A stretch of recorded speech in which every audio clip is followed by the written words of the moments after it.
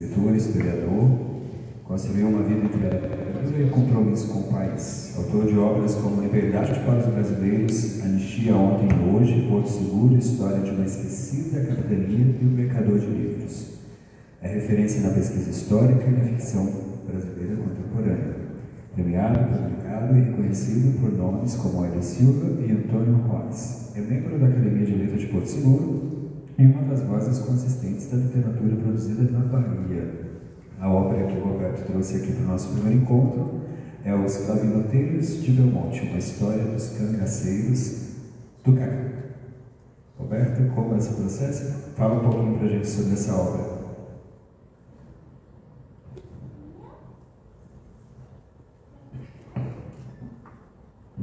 Eu vou falar de quem? Não por nenhum destaque, mas porque eu não vi as pessoas que falaram na outra ponta da mesa. E gostaria que elas me vissem. Portanto, falo de pé. Tentarei usar os 5 minutos máximo. Eu acho que, pelo que eu entendi, nós temos que responder aqui 2 questões básicas. A primeira questão diz respeito às especificidades, como é que a gente se inspira para escrever um livro. E a segunda questão, sobre o livro que eu privilegiei falar aqui, no caso dos Clavinoteiros de Belmonte, é o que é que ele tem de mais importante, o que deve ser destacado. E o minuto final vou usar para um pequeno trabalho que eu fiz sobre esse assunto que estamos aqui fazendo, essa reunião de escritores. Bem, veja bem, eu sou jornalista, historiador e, por fim, escritor. Então, na minha literatura, eu trago essa herança, essa prática da redação jornalística e busco sempre na história encontrar coisas que enriqueçam tudo aquilo que eu produzo. Então, veja bem, eu acho que para se escrever é preciso basicamente 2 coisas. Primeiro, é preciso que a gente observe o nosso entorno, que a gente conheça a nossa aldeia, a nossa comunidade, o nosso bairro, conheça como as pessoas pensam, as suas dificuldades, os seus anseios, as suas lutas, enfim, conheça a sua comunidade. Uma vez perguntaram a Tolstói, um jovem escritor, o que é que eu posso fazer para me tornar um escritor universal? Tolstói disse para ele: conhece a tua aldeia, estuda a tua aldeia, fala da tua aldeia e te tornarás universal. Então, o universal está ali no particular, está no mais simples, na forma como o povo vive, como o povo trata, como o povo, enfim, se comporta. E isso é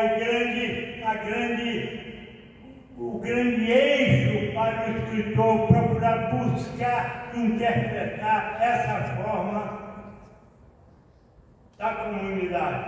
Segundo, para se escrever bem é preciso ler. Quem não lê não pode escrever. Lê muito. Lê a literatura universal. Você quer ser escritor e nunca leu A Guerra e Paz, nunca leu Os Miseráveis, nunca leu, enfim, um Balzac, um Shakespeare, né? Os próprios gregos.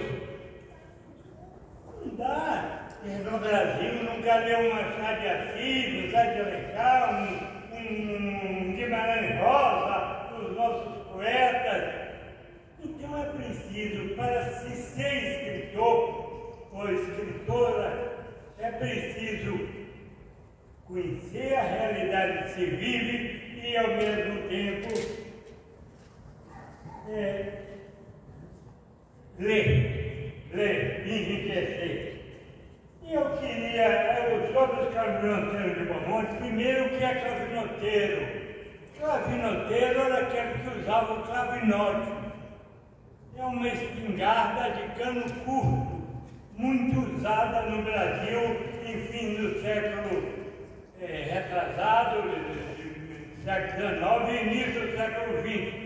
Foi muito usada aqui na região, muito usada. Até Lampião usou o clavinote. Depois passou para fuzil, na copeira. Então, aqui na região de Belmonte, se agregou e se formou um grupo grande de clavinoteiros que, por exemplo, ocuparam Porto Seguro em 1892, ocuparam Caravelas em 1896, ocuparam o Arraial de Itabocas, se ninguém sabe onde é Itabuna, em 1896, 8.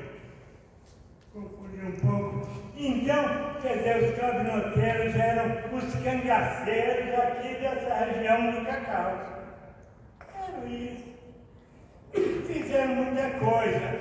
Então, eu procuro neste romance histórico, por um lado, contar a história dos clavinoteiros, resumidamente, que se agrupavam ali em torno do Jequitinhonha, no distrito de Ilha Grande e de Belmonte, e foram conhecidos como clavinoteiros de Belmonte.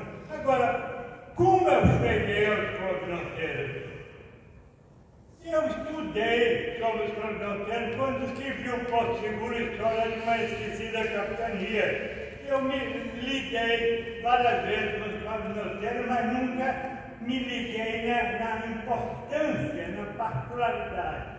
Mas quando li o conto de Machado de Assis, chamado A Canção dos Piratas, em que ele diz que os poetas de 1894, quando ele escreveu a crônica, deviam se inspirar, assim como Vitor Hugo, em 1830, se inspirou nos piratas, deviam se inspirar em quem? Em Antônio Conselheiro e nos clavinoteiros de Belmonte.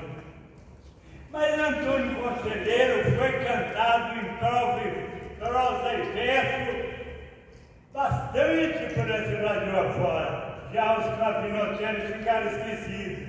Então eu resolvi pegar esse tema, reconstruir o que já tinha, consegui pesquisar mais alguma coisa e pensei num conto, mas vi que dava muito mais.